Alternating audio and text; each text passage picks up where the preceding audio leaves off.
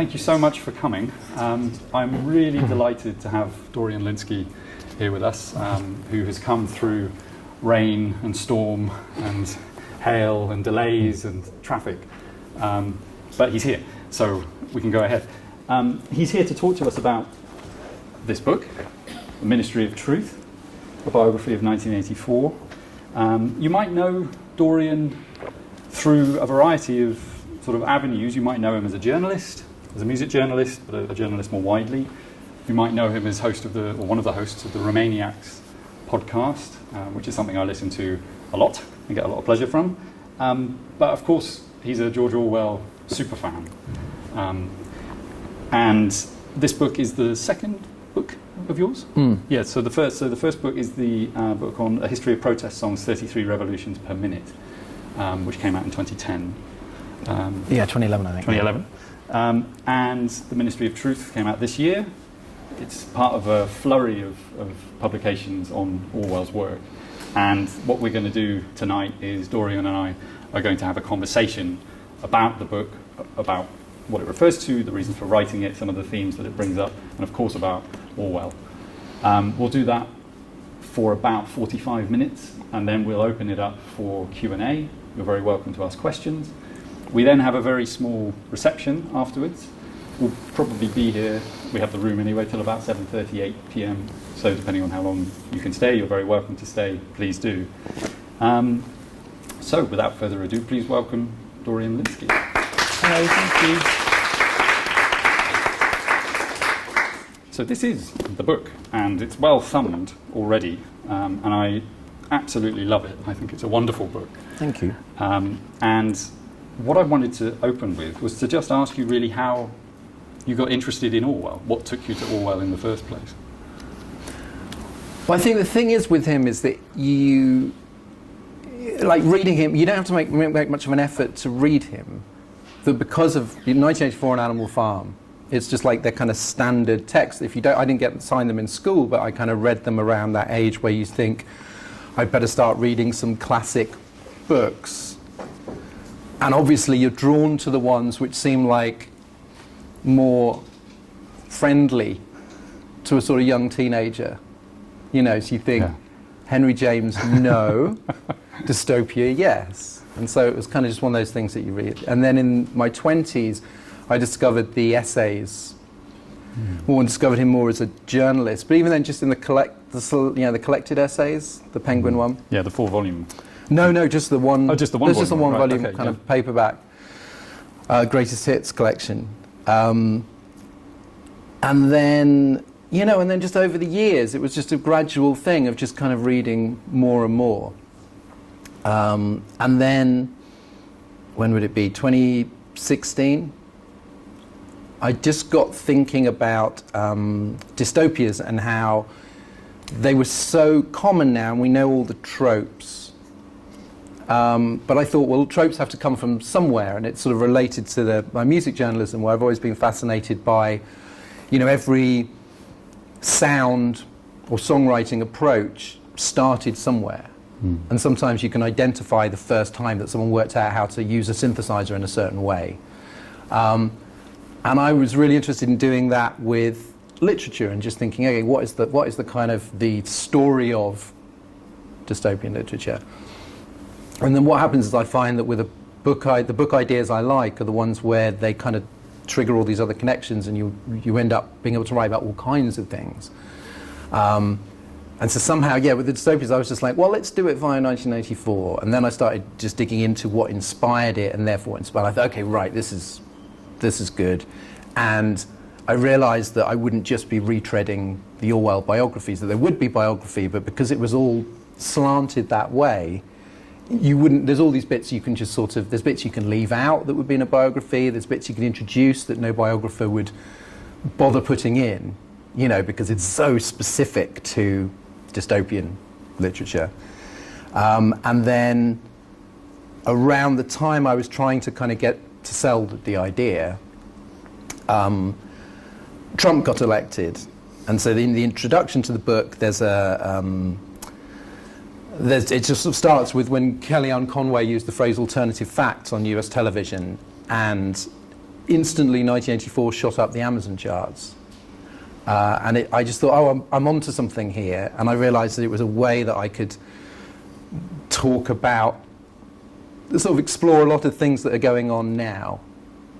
Because I think there's always a tendency to think that whatever's happening in your own time is sort of unprecedented. Particularly bad things.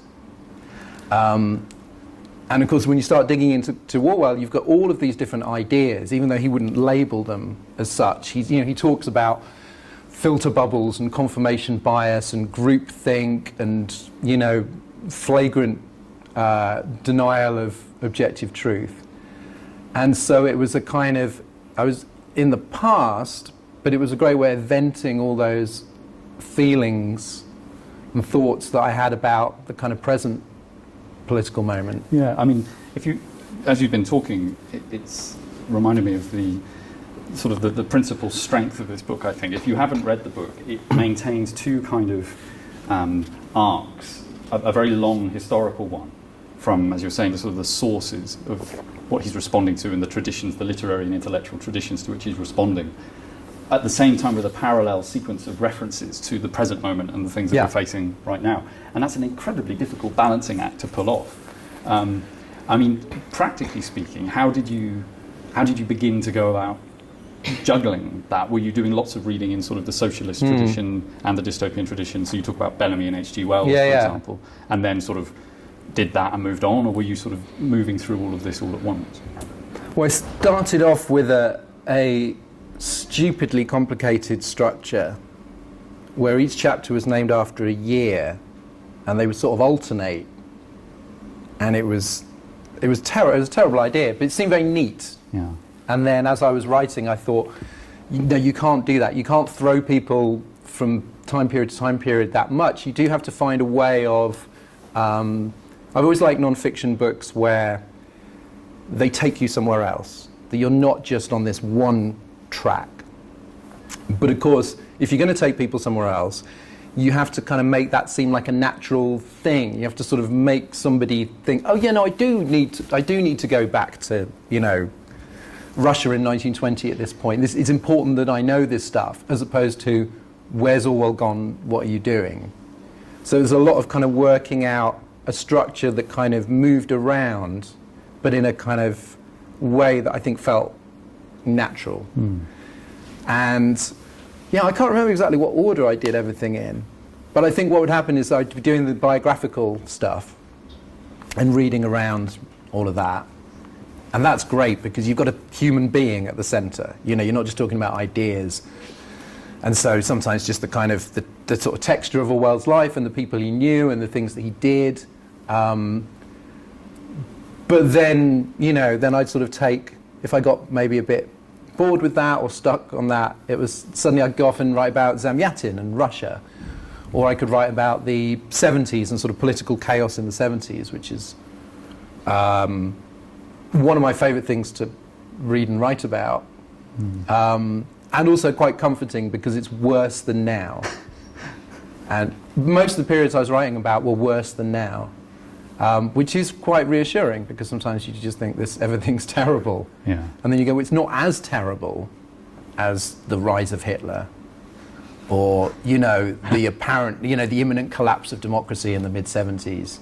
These kind of, and it was about, so actually one of the weird currents that I ended up following was just sort of anxiety and how people expressed fears and sort of hopes, and how people used stories to get across their assessment of the politics of that particular moment. And because that's a really consistent thing. That goes back to Edward Bellamy in the 1880s. Yeah. And you see there's a passage where he's talking about how things felt in the 1880s. And it sort of lines up with a passage from Arthur Schlesinger when he's talking about the 1940s. And it sort of lines up with things that people write now.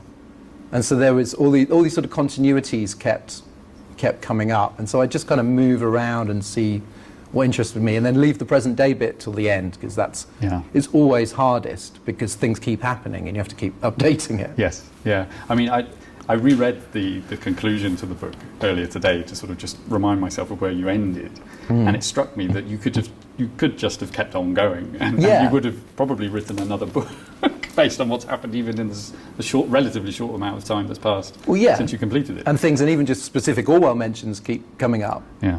So after I finished this, Shoshana Zuboff's The Rise of Surveillance Capitalism came out, and she describes surveillance capitalism as Big Other.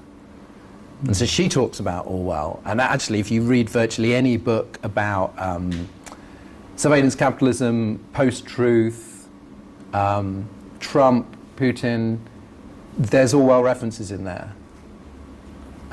So yeah, you could just keep going.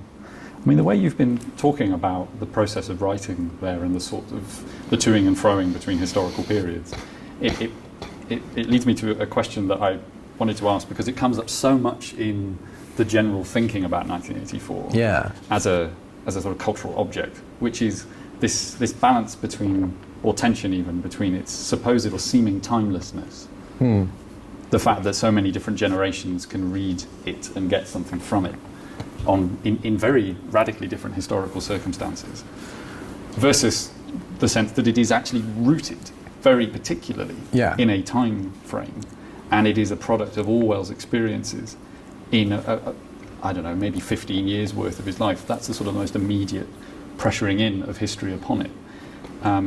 How do you feel about that? Because it's often in newspapers referred to as this sort of timeless classic. Do you agree? Do you disagree?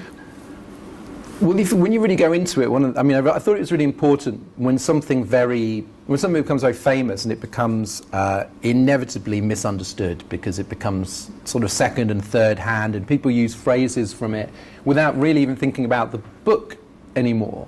And so every time I see a phrase like, Big Brother or Thought Police now, I do think, okay, well, is this a good use of it? Does it have some relevance to the book, or has it just become so sort of stripped of meaning? Yeah.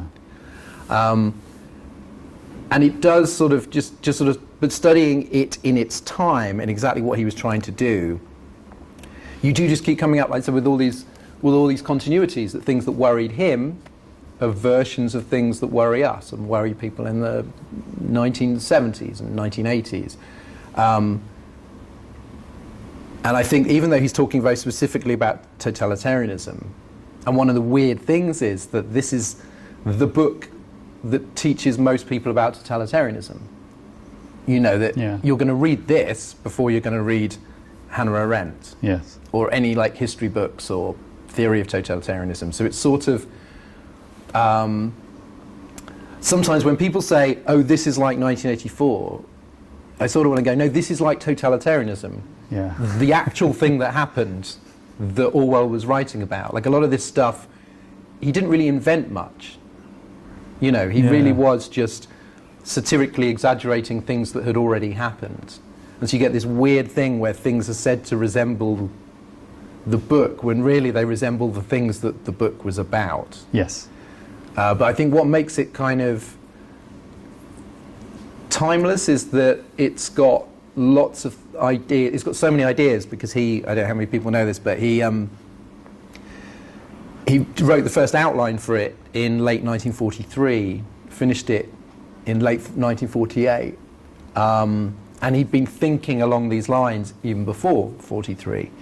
So you've got kind of years of thinking, and he was trying to sort of pack so much into it. So some points it's about totalitarianism.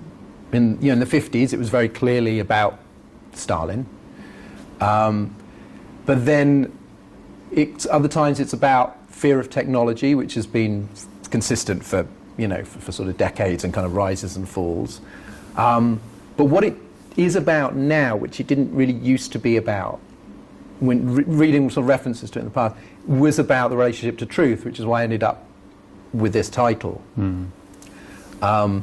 That the attack on objective truth is not really something that you see so much when you're reading people writing about it in the 70s or 80s, or the 90s. And so I think there's just so much in it, and there's also, I think his main point was about the psychology. He was more interested in the psychology than the system. So doublethink is kind of the central idea of the whole thing. It's just like, how do people live under totalitarianism? How do people accommodate themselves to it? How do people enable it? And just the psychology of power, the abuse of language, the use of lies. They existed before totalitarianism, they exist now, and he just managed to kind of give them this sort of, almost sort of mythological power. Yeah, the mythic kind of implications of it, I think, are very important. I just wanted to go back to a comment you were making a moment ago about him not inventing all that much. Because it strikes me, I've been teaching Orwell on a final year undergraduate module. I'm pleased to see any of my students here, which is very good. And one of the things that keeps coming up because we haven't got to 1984 yet, we're sort of going through everything chronologically. Oh, right. But nevertheless, one of the things that does seem to be very clear to us is that Orwell is recycling his own experiences in his books. Oh, yeah. Again and again and again and again and again. And I've been unable to stop myself from saying, this bit's like 1984. This bit anticipates that bit's exactly the same as in the Ministry of Love, with the torture scene. Why do you think it is that Orwell was so able to translate that recycling aesthetic or process into something that does not feel stale? Because it just feels new and innovative. Yeah, because he's an amazing auto-plagiarist. There's like lines that you can trace from throughout. I mean, 2 + 2 = 5, I think he first used in a book review in 1938. So by the time he gets to the novel, it's like 10 years that he's been using this to sort of sum up the kind of the absurd logic of totalitarianism. And there's loads of things like that. And of course, most people at the time didn't know that because that you didn't have a collected work.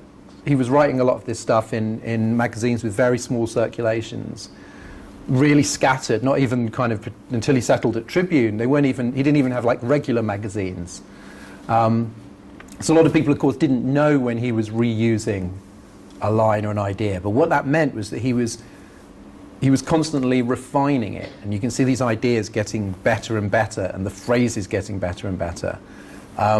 So by the time it's something like the process, the way that we get oil is that just over the centuries the stuff kind of just like it's compressed and seeps down until you end up with this kind of quite pure substance. Yes. And I think it's that. So it didn't feel stale to him because he wasn't just going.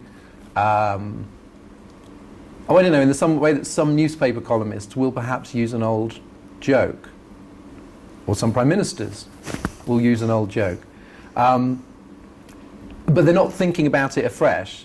They're just like, oh yeah, this is the kind of line. And the thing that you notice with Orwell is that he's always thinking, and he's always trying to work out what he got wrong about this thing before, how to express this point. And a lot of the stuff he was thinking about was fairly new, that there weren't many scholarly studies of totalitarianism. There were people really just trying to, work out what was going on in the moment. Like, how does Hitler operate? How does Stalin operate? And he was just, because he didn't have a great imagination, this was his problem as a novelist, is that he basically always had to base it on his own experience. And then by the time you get to that's the early novels, and then by the time you get to Animal Farm in 1984, obviously not so much of his own experience, but he needed to feel that he had got it right. And so there's just this unbelievable amount of reading and talking to people and writing, and you can just see him through his work, and even through like letters and accounts of conversations he had, you can see him just thinking, I've got to get this right. This can't be just some, like Brave New World, there's no, Aldous Huxley wasn't trying to get anything right. He was trying to make a satirical point, and it's kind of absurd. It's meant to be funny. There's lots of silly names in it.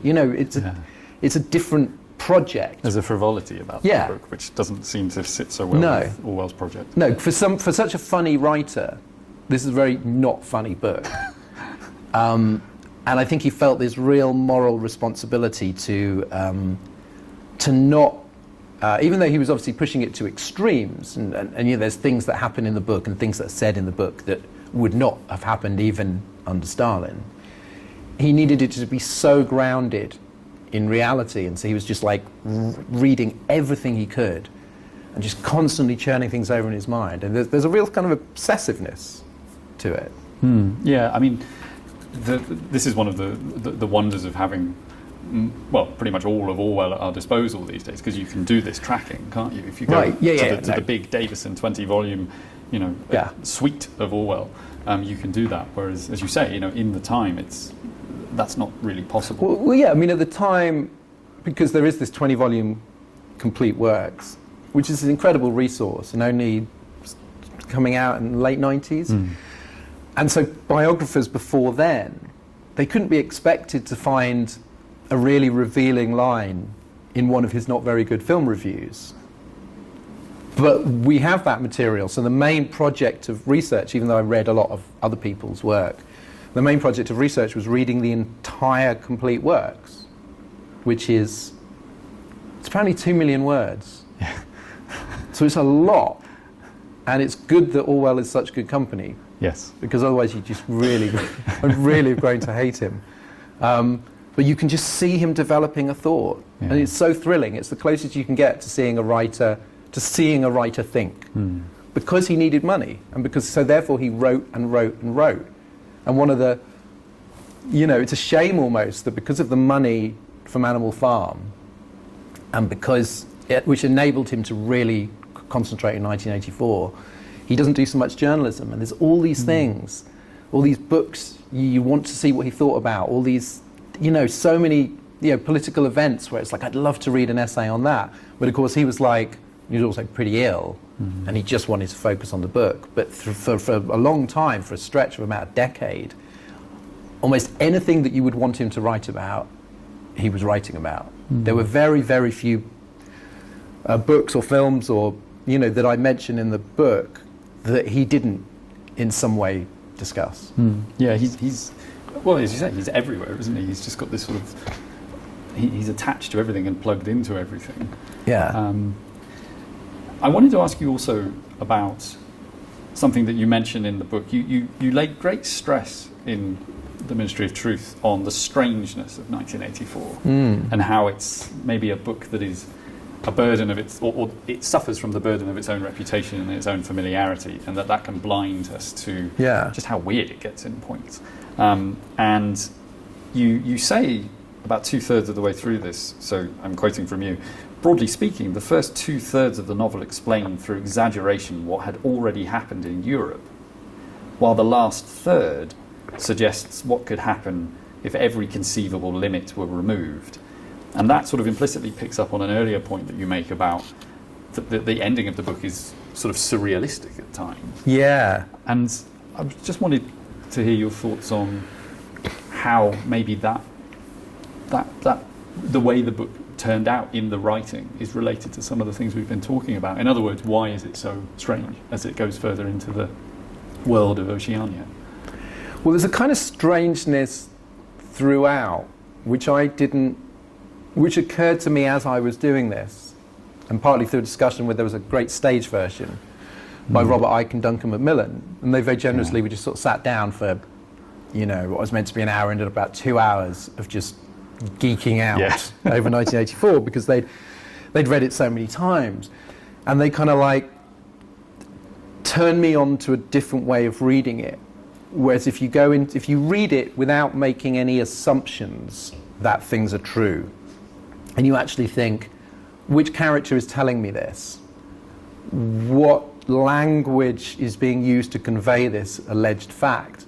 Because it's full of these dreams and memories and premonitions, and there's a whole kind of what he called this sort of phantasmagoric state of mind, that he doesn't have the firmest grasp of reality himself. And then you get to The Ministry of Love with O'Brien, where it's this sort of, it's almost sort of psychedelic postmodernism, where everything that he thinks he can rely on, O'Brien is going, no, that's not true, and he's sort of breaking him apart. He's kicking away the props, isn't he? Yeah. Everything at every point. But then a lot of the things that we think we know about the world of the of Oceania come from O'Brien at precisely the point that he's basically trying to sort of headfuck Winston to death. So I think there's all this sort of ambiguity, because it's like, well, just because he claims that he co-wrote Goldstein's book and Goldstein doesn't exist and this, that and the other, and Julia betrayed him quickly, it's like there's no evidence beyond what a proven liar is saying. Yes. And so I think that makes the book, I just think that opens it up completely and just makes it so much more interesting, and it sort of infects the reader with the sense of unreality that Winston is experiencing. Do you think that there's any kind of discrepancy then between what the book itself seems to be, and you use the phrase, you've just said the word ambiguity, and you use the phrase constant ambiguity in the discussion of these things in the book. Do you think that there's a discrepancy between what the book is doing and the way it seems to be received as a sort of a firm authority on these matters by the culture at large? Well, there's something quite wearing, which I was very aware of while writing the book, about the way that Orwell is used as kind of a bit of a cudgel, you know, and there's a lot of Orwell said X, therefore it must be true. And what I found was that he did, his thinking really evolved. He sometimes just did a, you know, like a complete U-turn on stuff. And so he isn't this iron authority, he was right about everything, nor did he think that he was. And he often wrote about being wrong. There's an amazing column in Partisan Review from 44, I think, where he would write these monthly London letters explaining to American readers what life was like in London during the war. And this particular column, he just lists all these major things that he got wrong in the past, all these predictions that turned out not to be true, and then he examines why he got them wrong. So this whole idea of like, this whole idea that Orwell is always right, it's like he wouldn't agree with that. You know, we certainly shouldn't.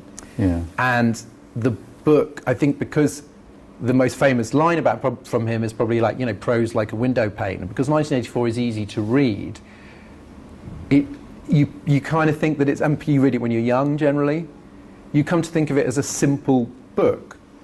And I'm not saying it's like Ulysses, but there is a lot of complexity in there, and I think that is really fundamental to what he was trying to say. Yes, yeah, I mean, I completely agree, and I think it's one of the real strengths of the book that you've pushed that line so firmly, precisely because there seems to be such a, in some ways, a very minimal distance between what Orwell is doing and what some of his more experimental contemporaries, such as Joyce, such as D.H. Lawrence, such as, say, Wyndham Lewis or Virginia Woolf or Dorothy Richardson were doing. He writes very differently from a lot of them, although there is this link with Joyce. Actually, on that note, I wanted to ask you a little bit about Goldstein's book. Because again, in recent conversations with students, we looked at The Clergyman's Daughter. Right. And there were varying levels of satisfaction with that book. And getting to the middle portion of it where it imitates Ulysses. Oh, yeah. Orwell does seem to recall, in a sense, what he was doing there in 1984, in that he's happy to play with the status of what text is, what literature is, in the form of the book. Yeah. And it plays with that. So you've got the Goldstein's book, you've got the appendix, you've got a footnote where it explains Newspeak near the beginning. That seems to me a very intriguing strategy, although it's not original to him. No. I mean, how do you feel? So, for example, do you find it interesting to read Goldstein's book? Or are you waiting to see what Winston thinks about Goldstein's book? Yeah, I mean, basically, I think with Goldstein's book is it's the best strategy to explain the world of the book that anybody had come up with at that time.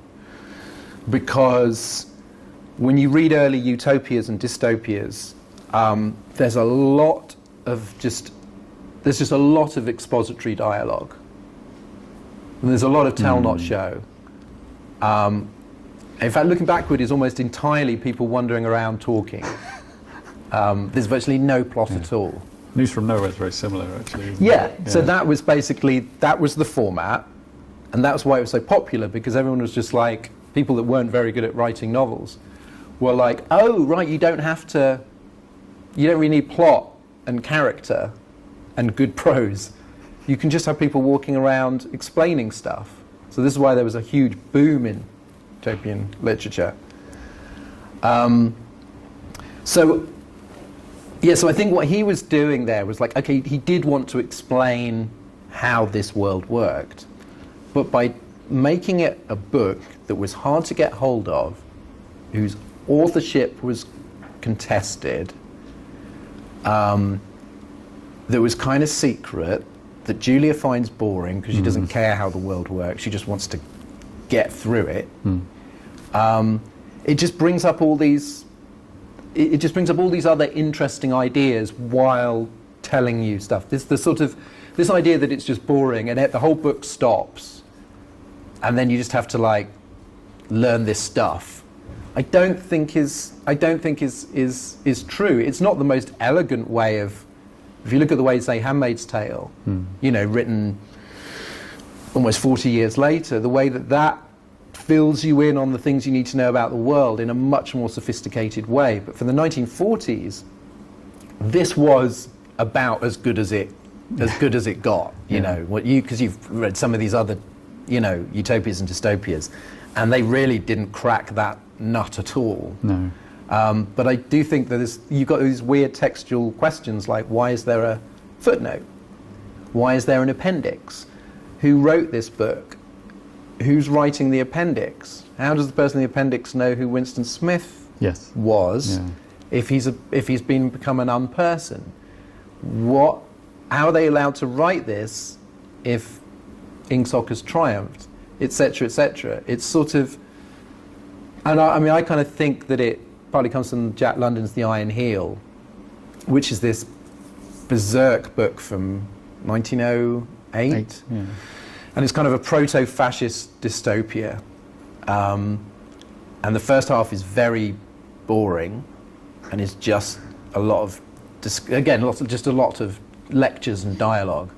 And then the second half is this kind of nightmarish bloodbath called the Battle of Chicago. And so it's basically nothing happens and then everything happens. But it's presented like a diary and it has footnotes. And the footnotes are written by a historian in the far future explaining how the regime collapsed. And so even though the characters in the novel are doomed, the reader is being told by this historian, it's just like, oh, but this regime didn't last. And Orwell was obsessed with this book. And so my theory is that this was what sort of gave him an idea for a kind of a footnote and appendix which distance the reader from the events in the novel. They go, there is life beyond what happened to Winston. I've always thought, I completely agree with you, the strategy that he's adopting there could not be more relevant to the now, where we're having to sift between sources of information and trying to work out wherein lies the truth in this world of text. But I've always thought that when people interpret the fact that the book has an appendix, which seems, the Newspeak appendix, it's a very slim hope all the same. Right, yeah. In the sense that it's sort of, if that's the gesture towards the future in which Ingsoc falls, the strategy with which he does it is just a little speck of, like a tiny speck of light, isn't it? So it's a sort of really barely alive utopianism by the end of it. Do you agree or do you? Yeah, well, I did an event the other week where someone said, well, do you think the appendix means that he's saying that the regime fell and there is hope?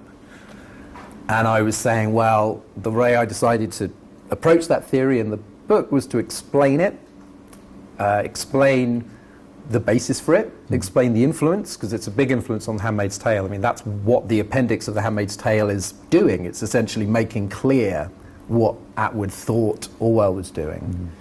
And yet it's so slim and it's so contested, and most people, when they first read it, I don't know what people here would think, but when I read it at 13 or whatever, there was no way I was going, well, I think I know what he's doing here. Like, that did not occur to me at all, to analyse it on that level. And so I just don't think there's no hard evidence that that's what he was doing there. But then if he wasn't doing that, it seems very weird that there would even be a footnote and an appendix. So, I wanted to basically say that it was what is interesting about the appendix theory is not whether it's true or not, it's what it says about the reader. Do you need hope? So if you're Margaret Atwood, you need that hope. If you're Michael Radford, there's another thing that gives people hope, Yes. And he picked up on that.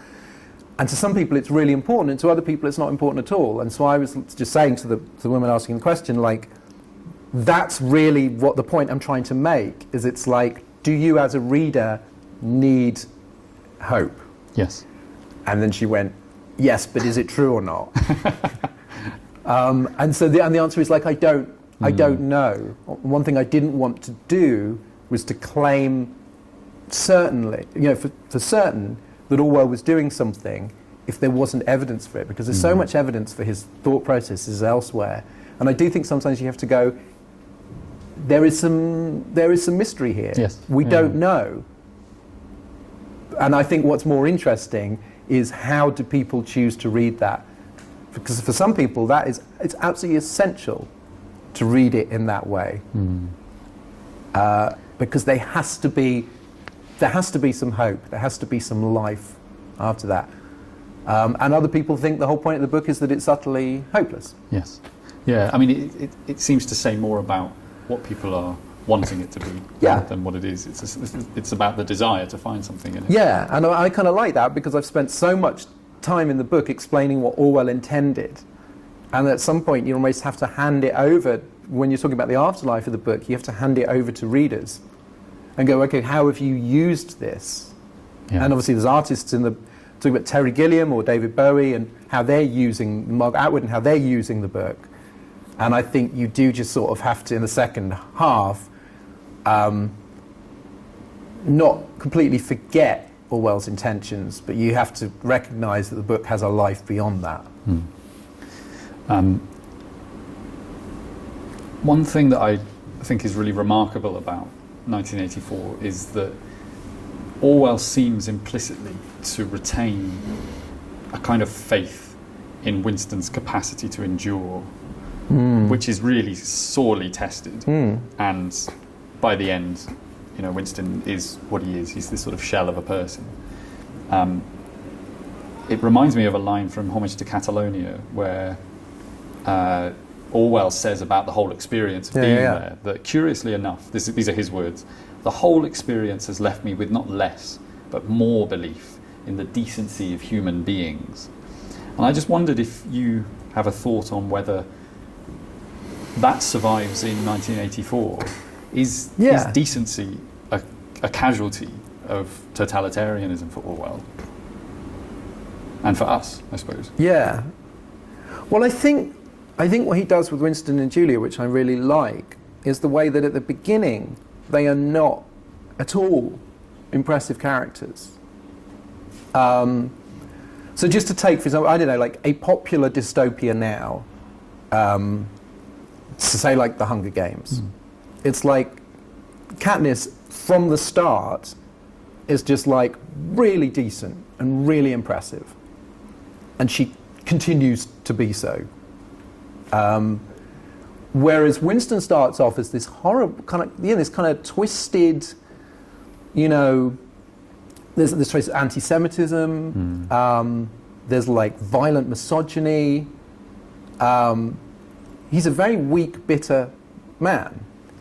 And yet, through kind of his sort of mental and most of his rebellion is really in his mind. He doesn't actually achieve anything. Yeah. Like he reads a book, some of a book. That's about all he manages to do. Maybe that's enough. And Julia starts off as this apparently kind of completely immoral, cynical hustler. And yet, somehow, the two of them, they do achieve a kind of heroism where they do risk their lives. It's not just a risk. I mean, Winston pretty much knows he is doomed. He doesn't even bank on sort of success. And then he ends up enduring a hell of a lot. And so I think that's a really interesting arc, because in Orwell's other novels, there is that weird thing. On one level, these characters are incredibly like weak and mediocre and compromised, and yet sometimes, you know, they're kind of, they can be really insightful. They can do quite impressive things. They all have that urge to rebel and be something other than what society says they should be. And so he just sort of amps that up, as the Winston starts off as the most repellent, mediocre version of an Orwell protagonist, and ends, well, not ends up, but through a lot of the last third, is the most, you know, heroic and resilient of any of Orwell's protagonists. Yes, yeah. I mean, we said earlier that he's sort of systematically beaten down by O'Brien. I mean, in a sense, O'Brien's answer is the thing that one has to deal with if you want to hold on to this way of thinking about the book, because he just says, you know, you're holding on to something that's the human spirit. But it's a lie, it's a myth, you know. Right. We will destroy that if we haven't already, you know, that will go. But it takes a long time for him to be destroyed by like a top official whose only job appears to be to destroy Winston mentally. Yes. You know, and he puts up with an amazing amount before he's finally broken. I've just got a couple more questions, and then we'll open it up. Martha Nussbaum, the philosopher, has written that 1984 is not just about lies and totalitarian projects of domination. It's about the end of human beings as we know them, the political overthrow of the human heart. And I find that interesting because it really gets to the nub of the matter to do with, in a sense, what is the value of the relationship between Winston and Julia? Right. Do you have any thoughts about that? Well, there was a running, I don't know that Nussbaum quote, but there's a kind of running theme in his journalism, which is how do you stay human, and how do you stay decent when politics seems to consume everything? So like one version of that, which he sort of tries out, is in Inside the Whale, where he's so repelled by people by writers who are just ideologically rigid, and everything they write is about pushing a particular political line, that he's drawn to, you know, Henry Miller, who just didn't give a shit about anyone except himself. So, and that's someone who was diametrically opposed to Orwell, but he was fascinated by that, and he was like, oh, is this one way to remain human and decent, is just to kind of not get involved in politics at all? He obviously ends up rejecting that. But there's various kind of ways that he asks himself that question. And the whole issue of the proles in 1984, which it's not sort of fully developed. It takes a lot of, it seems like a weak point, and you know, I had to really sort of think hard about, well, what's he actually saying here? You know, does he expect them to rise up and be a kind of rebel army or what? And I think the thing is, he's going, they've stayed human, and you know, that's the most important thing. So it's like just that idea of, you know, singing this song, the woman who's singing the song, and it's a song that's been churned out on a machine. But when she sings it, it's kind of wonderful, and it's got a life to it. And so, yeah, his relationship with Julia, and you're not just love. I mean, sex. You know, it's just all these things about, like, how do you stop yourself becoming nothing but a kind of political automaton? Yeah, I mean, it seems to be the contrast there with the proles, as you were mentioning. I mean, there's references to them, particularly the prole woman with the washing line, as being a sort of granite block. That there's an immovability about them. Yeah. All the same, there's a certain tradition of scholarship which has said that he kind of doesn't do what he needs to do with that, and that he doesn't imagine, as you say, this. What are they going to do if they are the source of the transformative hope for the future? But I don't know. I think there is a bit by about the last time when he says, you know, if there's hope, it lies in the proles. You know, it's really scaled down. The first time he mentions it, he thinks they're just going to kind of rebel and will save us. And by the end, just before they get arrested, when he's thinking about it, he's just going, you know, what he really means is that they've remained intact as human beings, whereas the people who are members of the party have not. You know, he says, we are the dead. It's like, however much he's tried, he just knows that there are kind of parts of them that have been already destroyed by the state. And I think that does come from reading about totalitarianism, and also the way that he would just sort of encounter politically dogmatic people from various, you know, points on the spectrum, who would just kind of, that's all it was. I mean, it's a big thing, obviously, in the Communist Party, where everything was political. And one of the things he celebrates in the book is these little things. He was a great writer about pubs and cups of tea and nature. And in the, you know, the paperweight is, he loves it because it's useless. It's solid, it's beautiful, it's old, and it's useless. You know, and it was just these kind of like little, and there's nothing political about it at all. It's not revolutionary or counter-revolutionary, it's just like a thing. Just a useless thing. Just a useless thing. And that's really, really important. So it's sort of, I mean, you could say that's a really low bar, but I think that's what he's saying. If the aim of totalitarianism is to kind of break down people's humanity, then things like, you know, things like sex or a paperweight are really, really important. Yes. Even if they don't challenge the system. Yeah. It reminds me, there's that wonderful moment when Winston imagines he himself and Julia walking, and I think the line is talking of trivialities. And that's all he wants, really. He just wants to be able to do that. Yeah. And to not feel watched or squashed or pushed. You know, he just wants to just talk about nothing. And I think Orwell felt like, and this is, I mean, I don't want to, you know, exaggerate, but I think Orwell felt that he just lived in a time where you could not get away from politics, that everything was political. And while being very political himself, he really wanted to carve out space. There's an amazing bit in Reflections on the Common Toad, or Notes on the Common Toad, where he's just going like, nature will do its thing regardless of, you know, however much politicians and bureaucrats might try to kind of, might be annoyed by that. It will continue. And I think that we live at the moment in a time where politics is so overbearingly pervasive. And then it is really important to not let that sort of constrain you or chip away at you. That not everything is not everything has to be a political position. That some things are just like, they're just good.